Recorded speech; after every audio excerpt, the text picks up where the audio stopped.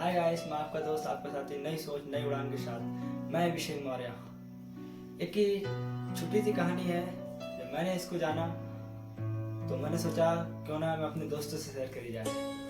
एक गांव में एक राजा रहता था और वो अपने इस सवाल को लेकर बहुत ही दुखी और चिंतित रहता था।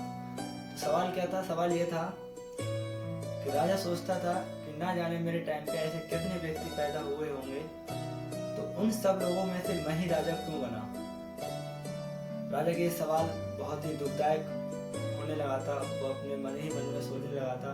एक बार राजा ने अपने दरबार में राजसभा बुलाई और उन राजसभा के बीच में बोला, सवाल करा कि ना जाने मेरे टाइम पे ऐसे कितने व्यक्ति पैदा हुए होंगे, तो उनमें से राजा मैं ही क्यों बना। इस सवाल को सुनकर सारे राजसभा में लोग जो बैठे थे बहुत ही अजीब मतलब सोचने लगे थे। वो अपने आप को बोल रहे थे कि राजा ने ये सवाल कैसे करा। और उसी सभा में से एक बुजुर्ग थे, उन्होंने कहा था कि बेटा, हे राजन, आपका इस सवाल का जवाब एक आपके राजमहल के पास ही एक जंगल है, उसमें जाते जाते आपको घनघोर जंगल में है एक ब्राह्मण रहता होगा, उसके पास इस सवाल का जवाब मिल जाएगा।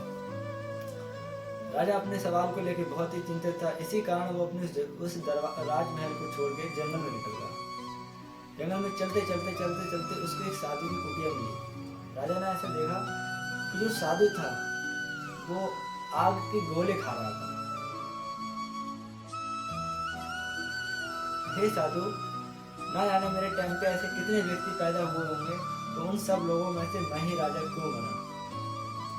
साधु ने इस सवाल का जवाब सुना और उत्तर दिया कि महाराज, इस सवाल का जवाब मेरे पास तो नहीं है। अगर इसी रास्ते से आप आगे और जाएंगे तो शायद ही आपको इस सवाल का जवाब मिल जाए। राजा अपने सवाल को लेकर बहुत ही गंभीर था, इसीलिए राजा और घनघोर जंगल में गया और उन्होंने फिर एक साधु की कुटिया देखी और वहां उन्होंने फिर एक विचित्र माया देखी। और उन्होंने क्या देखा कि जो अगला वाला जो साधु था वो एक राख खा रहा था, राख।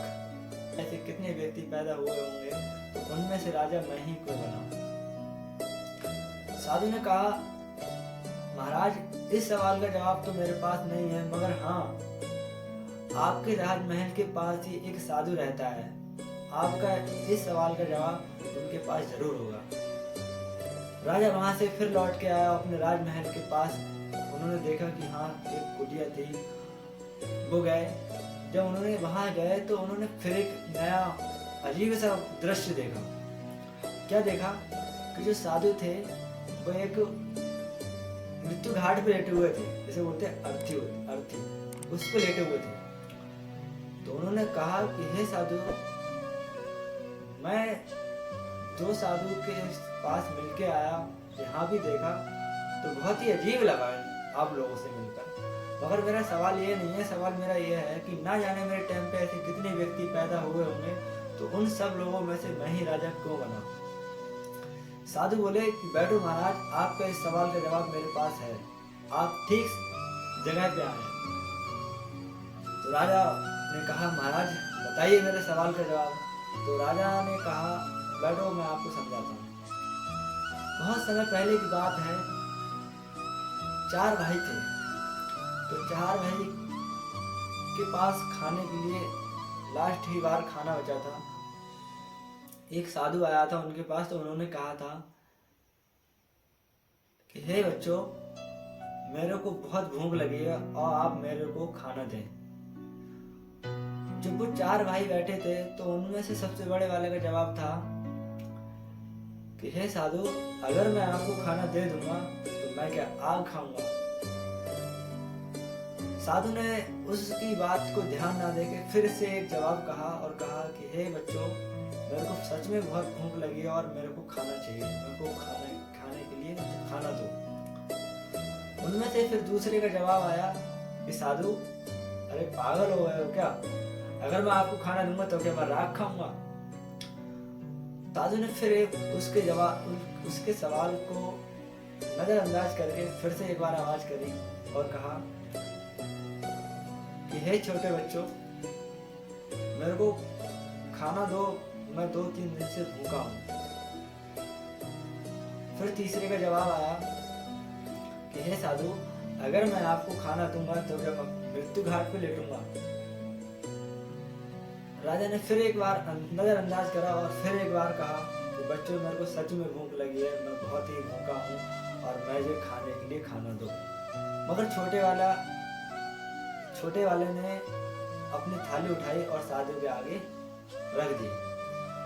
उनमें से जो सबसे बड़ा वाला था, जिसने पहला जवाब दिया था कि अगर मैं आपको खाना दूंगा तो मैं क्या आग खाऊंगा, जिससे आप अभी थोड़ी देर पहले ही मिलके आ रहे हैं। तो उन्होंने देखा कि सबसे जो पहले वाले साधु के पास गए थे तो वो वहां देखा उन्होंने वो आग खा रहे थे।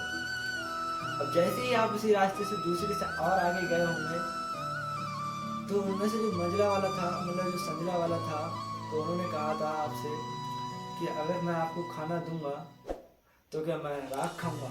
तो आपने देखा होगा कि वो राख खा रहा था।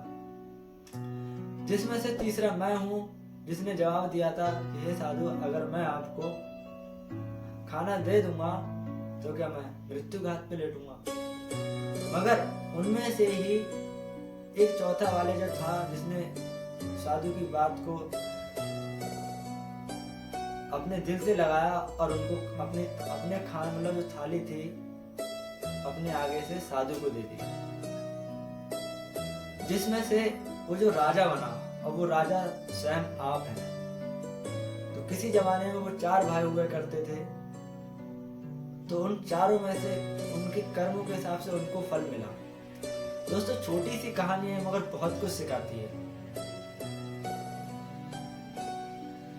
ये छोटी सी कहानी हमारे कर्म के अनुसार है। जैसे जैसे हम कर्म करेंगे वैसा वैसा हमको फल मिलेगा। क्यों ना दोस्तों, यही जो कर्म है अच्छे कामों में लगाया जाए, अच्छे कामों में लगाया जाए। अगर उस साधु के साथ ऐसी दुर्घटना ना घटी होती और आप जो छोटे वाले थे, जो आपने अपने आगे से थाली दी, इस कारण आप राजा बने, इसी कारण आप राजा हैं। यही कर्म और फल का फल है। दोस्तों, अच्छे कर्म अच्छा परिणाम देंगे और बुरा कर्म बुरा परिणाम देंगे। दोस्तों, मैं फिर आपसे यही बोलूंगा, लगे रहिए अपनी मेहनत पे और अच्छे कर्मों के साथ मेहनत आपकी जरूर बन जाएगी। नमस्कार दोस्तों, मेरा छोटी सी कहानी का संदेश यही देने का था कि कर दिखाओ कुछ ऐसा कि दुनिया करना चाहे आपके जैसा। नमस्कार दोस्तों।